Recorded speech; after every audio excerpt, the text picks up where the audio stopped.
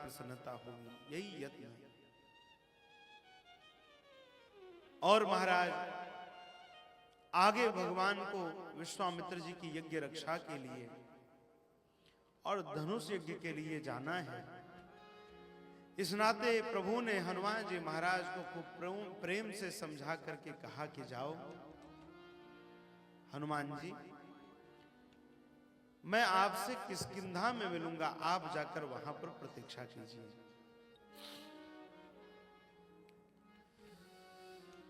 श्री हनुमान जी महाराज किष्किंधा आए हैं।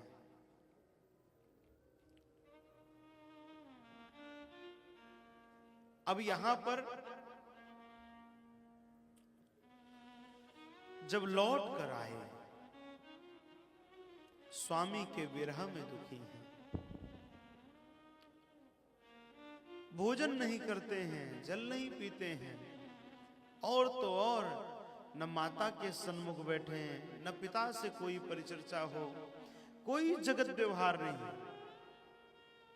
सब कुछ छोड़कर एकांत में गिरकंदराओं की गुहाओं में, पर्वत के शिखरों पर, जंगलों में जाकर एकांत में बैठकर रोते रहते हैं, सजल नेत्र के साथ स्वामी की प्रतीक्षा करते रहते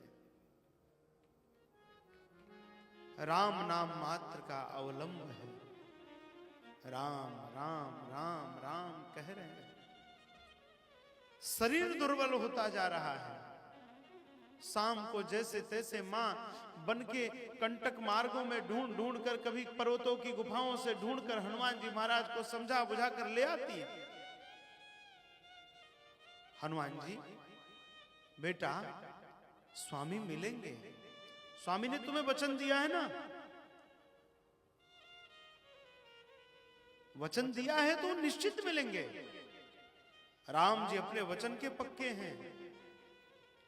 हनुमान, तुम अपने आप को स्वस्थ रखो, आगे स्वामी की सेवा करनी है। हनुमान जी महाराज को कोई भी लौकिक व्यवहार, जगत व्यवहार भाता नहीं। महाराज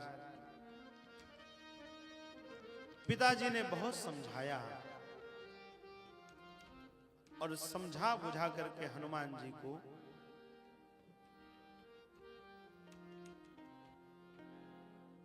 किष्किंधा के राजा बाली के पास लेकर गए, परिचय कराया। बाली तो प्रसन्न है। हनुमान जी जैसा पुरुषार्थी, हनुमान जी जैसा पराक्रमी व्यक्ति यदि राजसभा में होगा तो यह राज्य सभा अपने आप में धन्य होगी। और हनुमान जी का स्वागत करके वानर राज बाली ने अपनी सभा का सचिव नियुक्त किया उनको। आहा। लेकिन आगे चलकर हम सब घटना जानते ही हैं कि रावण बाली से लड़ने आया और बाली ने 6 माह तक अपनी कांख में, अपनी बगल में रावण को दबाकर रखा। और लेकिन जब मुक्त किया तो मुक्त करने के बाद फिर बाली और रावण की अपने आप में परस्पर एक मित्रता हो गई। अब हनुमान जी तो साधु संतों के प्रेमी हैं। कहां एक तरफ साधु संतों का प्रेमी, साधु संत के तुम रखवारे असुर निकंदन, और दूसरी तरफ संतों के यज्ञ में विघ्न करने वाला, कहीं महिष मानुष धेनु खर अज खल निशाचर भक्ष ही, दूसरी तरफ गौओं को, ब्राह्मणों को, संतों को सताने वाला रावण। जब बाली की मित्रता रावण से हो गई तो हनुमान जी के मन में बाली के प्रति उचाट हो गया। अब तो महाराज हनुमान जी महाराज अधिक करके सुग्रीव जी के साथ रहना आरंभ कर दिए। क्यों? गुरुदेव की आज्ञा थी कि बेटे की सहायता करना। अब तो महाराज सुग्रीव की सहायता में, सुग्रीव के साथ, सुग्रीव की मैत्री में हनुमान जी रहने लगे। इधर एक दिन की घटना मैं सुत मायावी आया और आकर के बाली को ललकारा है। अब ललकारा, बाली युद्ध करने गया और युद्ध करने गया तो पीछे पीछे सुग्रीव जी दौड़े और सुग्रीव जी के साथ हनुमान जी भी दौड़े। गए दौड़कर पीछे पीछे, मायावी एक गुफा में प्रवेश कर गया। अब जब गुफा में प्रवेश कर गया तो बाली ने कहा सुग्रीव से कि देखो, एक पक्ष तक मेरी प्रतीक्षा करना, अर्थात 15 दिन तक मेरी प्रतीक्षा करना। यदि मैं गुफा से ना आऊं तो तुम आकर के किष्किंधा का राज्य संभाल लेना। महाराज,